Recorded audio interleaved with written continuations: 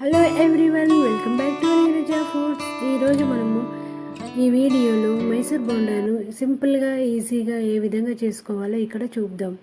దీనికోసం నేను ఇక్కడ 2 కప్పుల మైదాను తీసుకొని దాంట్లో కోసము 1 కప్పున్నర పెరుగును తీసుకున్నాను. దాన్ని మనము పెరుగు మరీ పుల్లగా ఉండాల్సిన అవసరం లేదు, కొంచెం పుల్లగా ఉంటే సరిపోతుంది.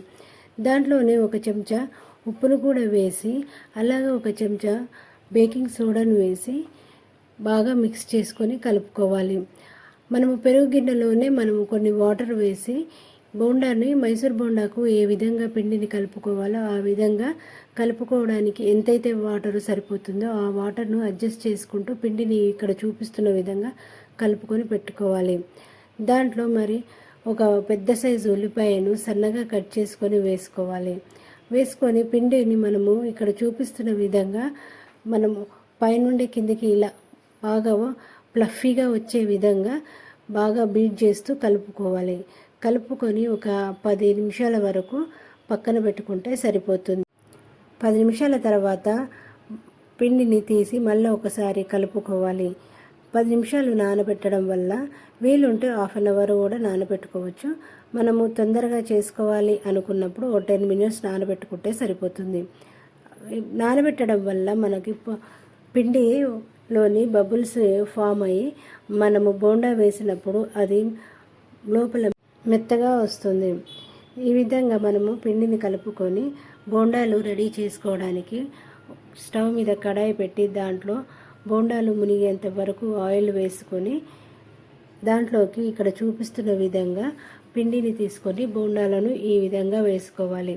మనము చేతితోని పునుగులు వేసుకున్నట్టు వేసుకోవచ్చు, లేదా ఈ విధంగా మైసూర్ బోండాని ఈ టైప్లో కూడా వేసుకొని ఒక 5-10 నిమిషాల వరకు అవి నూనెలో పైకి తేలేంత వరకు వదిలేసి మళ్ళీ టర్న్ చేసుకొని మీడియం ఫ్లేమ్ పెట్టి బోండా మొత్తం లోపల ఉడికి బయట గోల్డెన్ బ్రౌన్ కలర్ వచ్చేంత వరకు వేయించుకొని బాగా వేరొక గిన్నెలోకి తీసి పక్కన పెట్టుకోవాలి.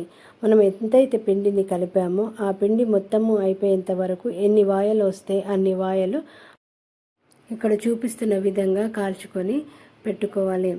దీన్ని మనము పల్లి చట్నీ లేదా టమాటా చట్నీ, కొబ్బరి చట్నీ, ఏ చట్నీతో అయినా సరే మీకు ఏ చట్నీతో ఇష్టమైతే ఆ చట్నీతో వీటిని సర్వ్ చేసుకోవచ్చు.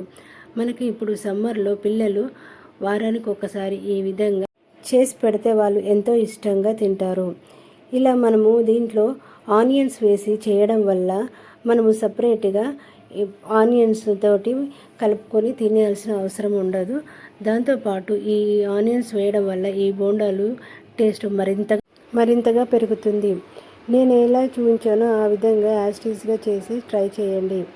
ఎలా వచ్చిందో కామెంట్లో తెలపండి. నా వీడియోస్ కనుక మీకు నచ్చినట్లయితే లైక్ చేసి, షేర్ చేసి, సబ్స్క్రైబ్ చేసుకోండి. మరిన్ని కొత్త వీడియోస్తో మళ్ళీ కలుద్దాం. Thank you for watching.